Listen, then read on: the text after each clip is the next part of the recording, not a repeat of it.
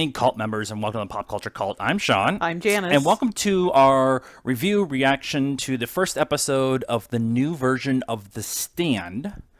We're gonna do week by week. The first episode is called The End. Dun, dun, dun. Which, it is. It is. It is. A little bit of backstory, at least from our end, before we go into the episode. I've watched the 93 version a couple of times, but it's not like I remember parts of it, but it's not like a lexicon, kind of deep and stuff in my head. Janice, on the other hand, is a super nerd. We have all the hardbacks, a bunch of the hardbacks of Stephen King. She's been through The Stand. Read through, listen through more times than whatever. I actually just listened to it again probably a month or so ago. To get ready for the series and stuff. Yep. And then I don't know how many times you've actually watched the original 93. The first. I watched it fairly recently, maybe a year or so ago, and I don't even remember what it was on, like Netflix or something. Right. And watched it, so I remember. So in this particular conversation, if it's Star Wars, I'm going to kill it, and she's just going to be along for the ride. For this particular situation, I'm along for the ride, maybe kind of direct the boat a little bit, but she's going to be doing a lot of the heavy lifting. So with all that being said, this is a very interesting way to start this show. Yes. So I was confused at first because they started basically in the middle of the book, and I was like, I don't understand. But as it went on, I got it, right? So because, the book is like this. It's like 1,200 pages. It's not 1,200 pages, but it feels like 1,200 pages. Yeah, and the audio book is like 30 hours. Right, it's it's pretty dense. So they're doing the whole kind of back and forth thing, so that they kind of get story. You get the story, but they progress it along a little faster. How many episodes was this? I believe it's 8. Okay. From what I can find on IMDb and at least looking around and stuff like that, it's 8 episodes. The description is always 8 episodes. So okay. Yeah, because we looked on CBS and it didn't list out the episodes yet. So they got a lot of 8 1-hour episodes. Yeah, they got a lot of ground to cover in 8 hours. So it makes sense. And then, the jumping around kind of helps tell that backstory without spending 3 hours explaining how Campion got infected and then to Arnett, Texas. Right. Which I think they did a really good job. We're not going to do a super. It's kind of hard to not talk about spoilers with this, but again, it's a remake of a TV show, which is a remake of a book, and so the information is out there. So as we go along, we might say something, but I'm sorry if it gets spoiled. You're probably watching this review because you want to know what other people are thinking about it, because you know about the show. Right. So I don't know that there's anything in this episode to really spoil. The only thing I can really think of is because they do the jumping back and forth in time, at least in the story wise, I found it very interesting that Howard is the one that you spend most of the time with in this episode, and kind of he's not really the bad guy. He is a bad guy, but he's not really the bad guy, and we only get the bad guy, Randall Flagg, in the last 3 minutes of the episode. Right, and it's like that in the book too. You're pretty well into everybody's storyline as to how they survived the Captain Trips, the flu, right? And got out of their respective situations, right. that caused before you ever get to Flag, right? So, you're a good maybe third of the way through the book. Okay, that makes sense. That makes sense the way they set it up. Yeah. Set it up. Set it. That's 7 D's in that one. But it makes sense then to do it this way because, like you're saying, you don't want to spend 3 hours with Arnett, or to go on to Arnett, Texas. Oh yeah. Like Stephen King is widely known for tons of exposition Yep. in his books, Yep. which helps you build up you care about the characters Right. when actually shit goes bad for them. Right. But you can't do that when you only have eight 1 hour episodes. Right. And so I appreciate that they did it that way. Yeah. And with this, And you get enough of the backstory that if you've never seen this before, if you've never seen the original Stand or read the book or whatever, Right. that you should understand I got what's it. going on. Like I got it. Yeah. Partly because I remember parts of the 93 version. Right. I think I've gone about a third of the way through the book. As much as Stephen King is cool and all that exposition jump just makes me get sleepy when I listen to his books. So I was able to at least understand, and once I realized that they're doing the time jump Yeah. back and forth, Yeah. that was the jarring thing to begin with. Yeah. Was they started in Boulder, Colorado, Right. and they're getting bodies out of churches and stuff like that. Right. And so they're in the cleanup stage of the pandemic, and so that was a little jarring. Yeah. Once I figure that out, then I'm like, oh, okay, we're doing this, we're going here, we're going there, we're going doing. Okay, I Yeah. got what we're doing now, Yeah. and that makes sense. That made more sense to me. Yeah. And I think there was 1 or 2 like location cards, and 1 like time card to kind of give you a visual clue. Right. Right after the beginning church Right, scene, it right. says 5 months- weeks later, 5 5 months months later. ago or something like that. So Yeah, or so, earlier. Yeah. Yeah, so that was really interesting. I particularly like now. IMDb only has 157 reviews, and it's like a 6.7% or 6.7 stars review on this particular episode. And I haven't seen a ton of stuff out there with people who've seen all of it or the first 6 episodes or whatever. And so we have no basis of this is, well received or whatever, anything like that. Right. With that being said, I liked this episode, especially after I figured out how they were doing the storytelling in this episode. And Yeah. Yeah. So first of all, they don't shy away from anything. I mean, there's which I appreciate. Yeah, there's cursing, there's blood, there's, these people are hot messes. Yeah. The living people, the dead people, they don't shy away from any of that, and that's good. Yeah, because, you got to kind of understand the gravity of the situation with most everybody dead. Right. Doesn't Harold say something like 99% fatality rate or Yeah, something well, like if that? they're the only 2 people left in all of Algonquin. Yeah, I liked it too. I was trying to not actually I was trying to be open. I've said this before with I think with it. Our Stephen King fans, our hearts have been broken so many times. Yeah, more no, than that's fair. once.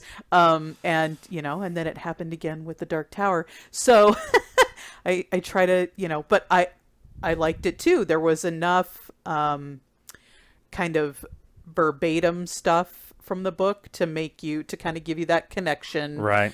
But a lot of stuff was changed, and I was okay with that. I mean, first of all, this book was originally written in like, The I mid-80s? think the book originally was written in the early 70s, mid 70s. Okay. Yeah. And then the audiobook that I just listened to had been mildly, lightly updated to like the late 80s. Right. Because 70s was so long ago that like just technology, it just doesn't work that way anymore. Yeah. And so it made it hard to kind of connect. But even the mid 80s, it makes some of that stuff it doesn't make sense anymore. Like him, Campion getting out of the virus facility Right. with the virus, which is what spreads it throughout the country. In the 70s, that's pretty easy to believe that there's some sort of countdown to locking a facility down. Right. But today, Yeah. We know that is not going to happen. Yeah. That Yeah. facility is going to lock down immediately and nobody's getting out. Yeah. So they threw a nice little twist in there to kind of show how that happened. And I Yeah. won't say that to spoil, not to spoil that, but so stuff like that was, that's obviously got to happen. The internet, right? How does word not get out when Yeah. there's things like the internet? And they kind of threw little, There's like Harold's listened to a podcast, which was kind of interesting, kind of talking about the conspiracy theory of whenever he was Yeah. brushing his teeth in the Yeah. bathroom, whatever, he Yep. was listening to a podcast that Yep. was like the conspiracy based kind of thing. And then they kind of mentioned, I'm going to post these to Instagram. So kind of Yeah. not blatantly coming out and saying it's today, but at least like giving clues that it is today. right. And that it would, again, how do you explain, or how that stuff couldn't happen today, right? The way it's written originally. Now we all know, hello, 2020, Right. but the way it was written originally, as a reader, you can sit there and go, well, that doesn't work today. That would never happen Right, that way right. today. So they've brought it up to today Yeah, with yeah. Instagram. If people are dying in Arnett, Texas, the world is going to know about it instantly. And instantly, yeah. And in yeah. the book, they Hence are able to Instagram. kind of keep it hush hush for a couple of weeks, right? Right, So right. that doesn't work today, and so they've explained that with with throwing some other things in there. Throwing some other things in there. The other thing that I appreciated, at least with that particular thing, is they didn't like come out and do the whole, people need to listen and wear your mask kind of thing, but they did kind of throw in something about misinformation on social media, Yeah. which adds to them explaining how it's able to spread so fast Right. within this universe that they have built and everything. And so that I really appreciated that they Right. were able to do that. We have to talk about the elephant in the room, and that is this particular episode dropping after we've had 8 months of being locked down. And I Right. wonder, I haven't heard or seen anything, like I said earlier, but I'm wondering if they actually like question if they should release this with everything that's going on. And I think that them waiting and maybe changing a little bit of things, like throwing in the misinformation on the internet, kind of like social media. I think that was a good thing, but I don't get squeamish at that kind of stuff. Usually, I'm not a big true crime contagion. Like I'm not into that kind of stuff, but I don't find it. I also don't get squeamish with that stuff. I had a moment where I was like, too soon? Like I had to question myself if it was too soon. Yeah. And what I found was, because I know that the story was made before everything happened, and I was able to go, okay, cool. Yeah. I what I don't want is a movie made during the current pandemic that we're doing about the pandemic. Right. I don't want that. Like, Right. And so that was my squeamish moment. I kind of got around it. I got past it, and we were able to move on. Yeah, I had a moment sort of like that too, where probably about 2/3 of the way through, we watched it on CBS All Access. So they throw, what was there, maybe three commercial breaks where they were Small commercial breaks, maybe a minute total. And during one of those breaks, I was kind of like, is this just kind of thinking about the timing? I wonder if they pushed this until the vaccine, or I guess it wasn't. I think this was supposed to come out earlier in the year. Yeah, and they knew I there was a think I vaccine, felt so like it wasn't that, quite so in your face. And then I realized one of the things that we've said a lot is, does a movie or a TV show take me away for an hour or 2 Right. hours or Yes. whatever? It could be Yes. stupid, silly fun, or or not, something more intense. Do I forget about what's going on in my life for that period of time and just enjoy it for what it is? And I realized at that point that that's where I was. Yeah. Really at no point in time did I start making like connections between that and current times. I mean, there was a couple times I guess I did just in a, well, we know that would happen because it is happening.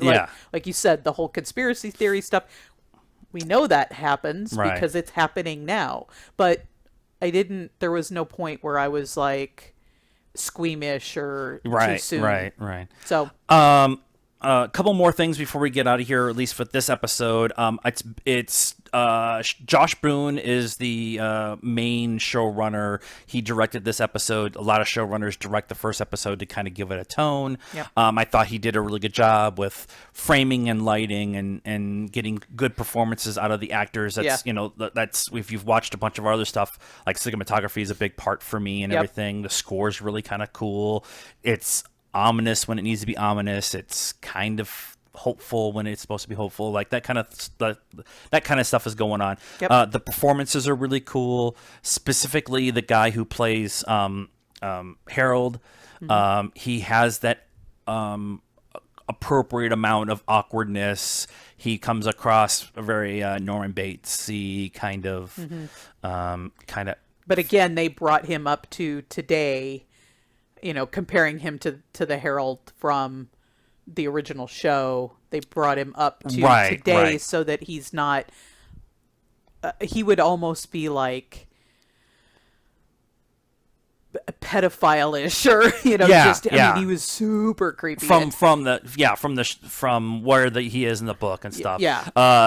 James Marsden plays Stu. I'm really interested where he kind of goes. I like James Marsden a lot.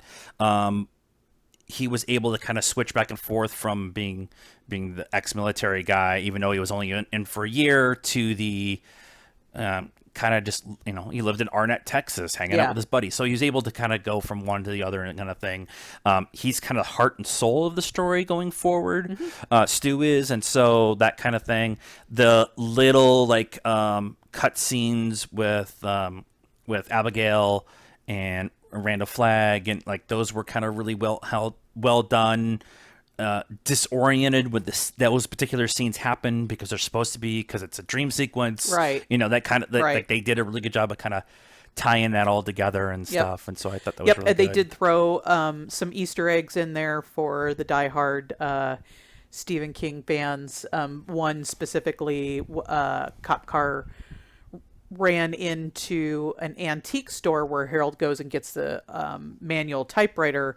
And first of all, it's an antique store. Second of all, it's Derry and Brothers Antiques. And Sons. Derry and Sons yeah. Antiques. So, there's a couple of those in there for us to find. And Right. And, the neon ladies and the Randall Flagg scene was kind of a nice little thing too, because those are so Vegas. Well, it's Vegas, but but they're so iconic from the TV, the '93 version. Oh yeah. So they're like, that's the beacon. The Riviera, not the Riviera. The Plaza is the beacon for Plaza them. Hotel, So having them kind of in there was kind of a nice little touch too. So overall, I really like the first episode. I'm interested to see where it goes forward. We're gonna do a week to week. Anything else you want to kind of touch on? I think we did 18 minutes. I know. I could talk some more, but we'll let you. We'll continue on with this kind of process of like, where are they going and how are they doing it and everything. Yeah. And we really appreciate that they are doing something like this and giving it to us, even though, like we said, with the pandemic going on, it would have been really easy for them to push it back until everything was better. But we're just excited to have something new to watch. Right, exactly. That was the Disney dump the other day. So let us know what you thought of the first episode of The Stand, called The End. They begin at the end. Let us know in the comments. Be nice. That is a requirement around here. Like this video. Subscribe to the channel and hit us up on all the social media stuff, Facebook, Instagram, and Twitter. The links are in the description down below. And until the next episode or trailer or whatever happens to come out, good afternoon, good evening, and good night, cult members.